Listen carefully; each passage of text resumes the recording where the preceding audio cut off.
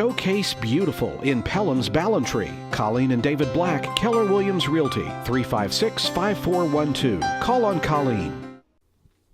This is the Weather Xtreme video. This is for Wednesday, the 16th of September. James Spann here, and wet is the word. A blanket of muggy tropical air continues to cover the state this morning. An ocean of humidity, if you will.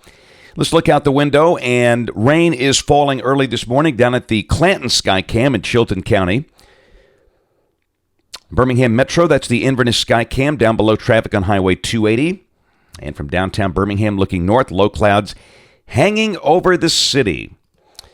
You know, it's a new day, but really it's an old map. This is the same type setup we've seen for the past 3 days. This upper air low is over the Arklatex and just not wanting to move. And down below that, we've got the surface low around El Dorado, Arkansas.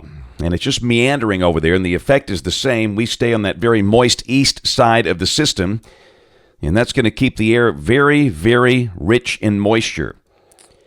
And like recent days, don't expect a major severe weather problem. We have low-end severe weather probabilities for parts of Alabama and Mississippi in the 5% range. We did note that there was one report of wind damage down in South Alabama late yesterday, or actually last night, from a cluster of storms moving north, but that's the exception rather than the rule. Watch warning map this morning. Flash flood watches up for North Mississippi, West Tennessee, and the adjacent parts of Arkansas and Louisiana. And from looking at this map, you can see why. This is the QPF chart. Expected rain through Sunday evening at 7. And the peak is about 5 inches between Memphis and Muscle Shoals. This is suggesting a pretty good chunk of North Alabama receiving 3 inches of rain, with the amounts tapering off as you go down toward Mobile. But even down there, they're in the 1-inch bracket. And the tropics, 3 suspect areas, but none of them show signs of development because of the harsh upper air winds or dry air or something. It's just been that kind of a season. Things are really having a hard time getting going. And here's a satellite shot. You can see an old surface front out there from the southeast Bahamas north. Upper air winds are very harsh around that. And what's left of Fred is still there, but no development around 51 west. So let's look at modeling. This is the OZGFS at 1 o'clock today. Of course, the polar jets up north. Upper level low around Texarkana, and down below that, it's the same deal. It's not going to rain all day, but it could rain at any time today. Tomorrow, no change. Cloudy, good chance of showers and storms. Friday, yep, you know the deal. Showers and thunderstorms are likely at any hour of the day or night, but it will not be a continuous rain.